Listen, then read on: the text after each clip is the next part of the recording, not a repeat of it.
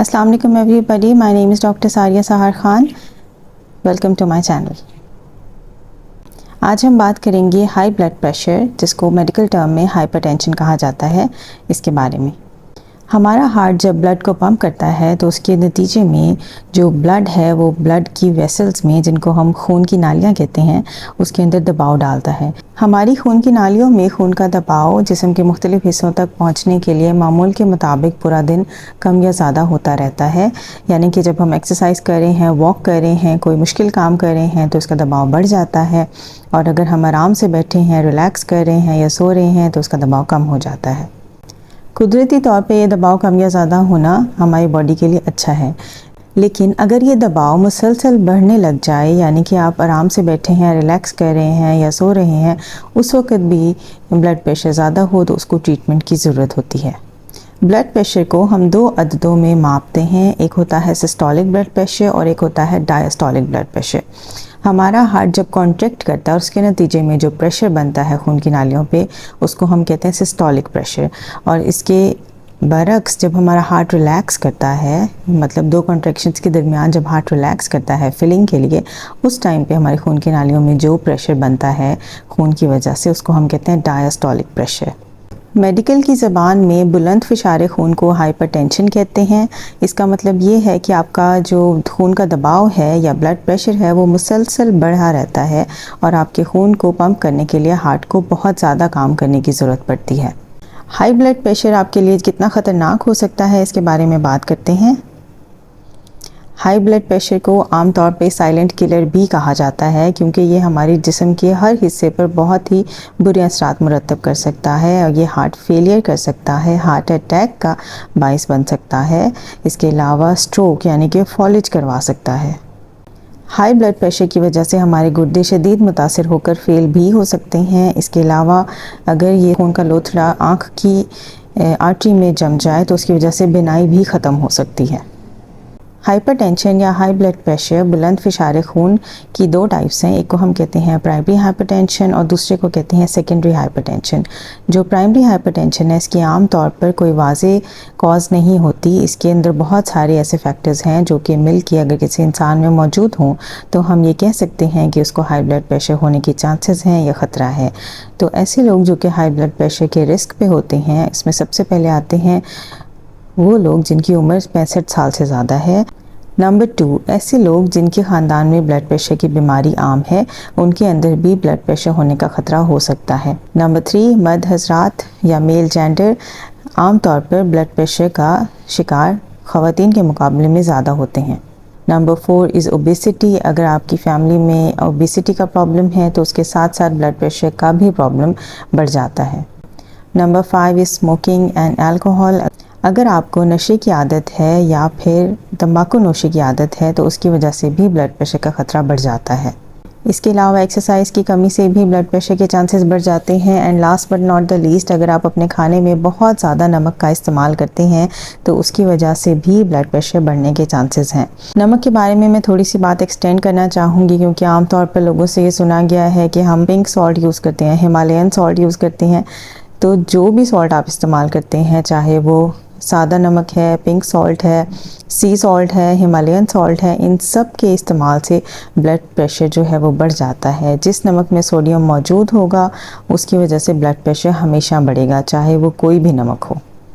जो secondary hypertension है उसके पीछे कोई ना कोई कॉज मौजूद होती है, और आमतौर पर ये जवान लोगों में देखी जाती है, जिसके अंदर या तो उसके पीछे डायबिटीज़ होती है या फिर गुर्दों का कोई मसला मौजूद होता है। सेकेंडरी हाइपरटेंशन की कॉज हमें हमेशा मालूम होती है, और उस कॉज को ट्रीट करने से वो ब्लड प्रेशर ठीक हो जाता है।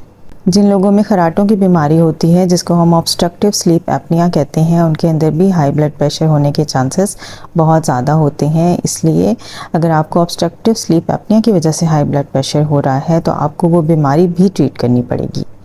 इसके अलावा हर्बल मेडिसिन्स हैं कुछ ऐसी जो कि ब्लड प्रेशर को इंक्रीज़ करती हैं, तो आपको हर्बल मेडिसिन्स लेने से पहले भी बहुत मोहतात रहना चाहिए, जिसके अंदर जिंक्सिंग बायलोबा है, और इसके अलावा बहुत और हर्बल मेडिसिन्स हैं जो कि ब्लड प्रेशर को इंक्रीज़ करती हैं। And last but not the least, अगर आप फैमिली प्लानिंग के लिए ओरल कॉन्ट्रासेप्टिव पिल्स इस्तेमाल करते हैं तो वो भी ब्लड प्रेशर पे असरअंदाज हो सकती हैं। ब्लड प्रेशर की अलामात के बारे में बात करते हैं। अक्सर ऐसा होता है कि ब्लड प्रेशर जो है यूजुअली एक एक्सीडेंटल फाइंडिंग होती है। मरीज़ किसी और कंप्लेंट से क्लिनिक में आता है और वहाँ पे है जब हम उसका ब्लड प्रेशर चेक करते हैं तो हमें मालूम होता है कि इसका ब्लड प्रेशर बहुत ज़्यादा है। और अक्सर औक़ात मरीज़ को कन्विंस करना भी बहुत मुश्किल हो जाता है कि आपका ब्लड प्रेशर बहुत ज़्यादा है और आपको ट्रीटमेंट की ज़रूरत है। पहली बात तो वो ये करते हैं कि हमें तो बिल्कुल नॉर्मल महसूस होता है, हमें महसूस नहीं होता कि हमारा ब्लड प्रेशर ज़्यादा है तो हम दवाई क्यों लें। और दूसरी बात ये होती है कि डॉक्टर साहब अगर हमने आज इसकी दवाई शुरू की ना तो फिर ये हमारी सारी उम्र के लिए लग जाएगी। इन दोनों बातों का जवाब ये है कि ब्लड प्रेशर एक बहुत ही ख़तरनाक मसला है। मैंने आपको पहले ही इसकी पेचीदगियाँ बता चुकी हूँ।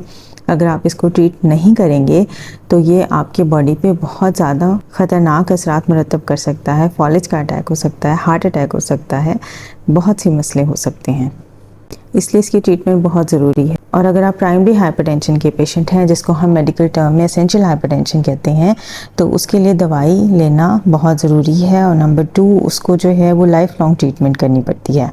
इसको हम साइलेंट किलर इसलिए बोलते हैं कि इसकी अलामात जब ज़ाहिर होती हैं तो बहुत देर हो चुकी होती है। इनिशियली हाई ब्लड प्रेशर की कोई अलामात ज़ाहिर नहीं होती, इसलिए हम ये जान लेना चाहिए कि ब्लड प्रेशर आपको सिर्फ तब पता लग सकता है कि आपको ब्लड प्रेशर है जब आप उसको मेजर करवाएंगे। According to WHO 46% adult population जो कि हाई ब्लड प्रेशर की पेशेंट है, उसे ये मालूम ही नहीं है कि उनको हाई ब्लड प्रेशर है।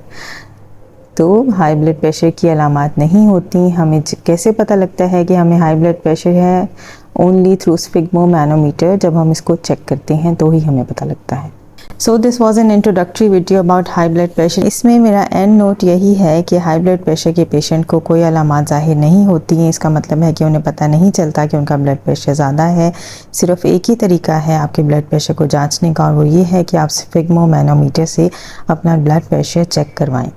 ब्लड प्रेशर की दवाई लेना बहुत ज़रूरी है क्योंकि इसकी पेचीदगियों के बारे में मैं आपको बता चुकी हूँ कि इसका असर हमारे दिमाग पे हो सकता है, दिल पे हो सकता है, गुर्दों पे हो सकता है। ये हमारी बॉडी के वाइटल ऑर्गन्स हैं, इनके बगैर लाइफ नामुमकिन है।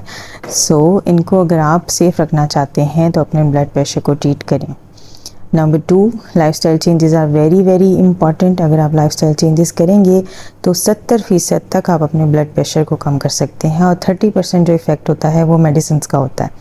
हम आपको 8-10 दवाइयाँ भी ब्लड प्रेशर को कंट्रोल करने के लिए दे दें, जब तक आप अपने लाइफस्टाइल को चेंज नहीं करेंगे वो मेडिसिन अपना इतना अच्छा इफ़ेक्ट नहीं दिखाएंगी। ब्लड प्रेशर एक ऐसी बीमारी है जो कि लाइफस्टाइल की वजह से होती है, इसलिए लाइफस्टाइल चेंजेस बहुत एसेंशियल हैं।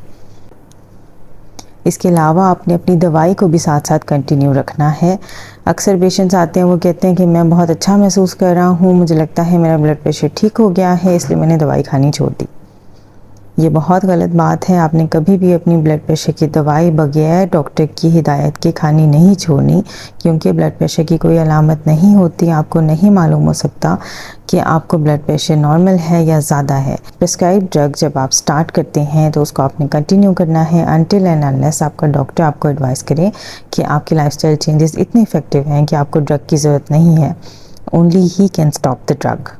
अगर आप ब्लड प्रेशर के बारे में कोई मज़ीद मालूमात जानना चाहते हैं या चाहते हैं कि इस टॉपिक पे मैं कोई और वीडियो बनाऊं, so please ask me in the comment section. If you have any questions you can also post it in the comment section. Please like my video and subscribe to my channel. This is doctor Saria Sar Khan, your very own family physician, signing of.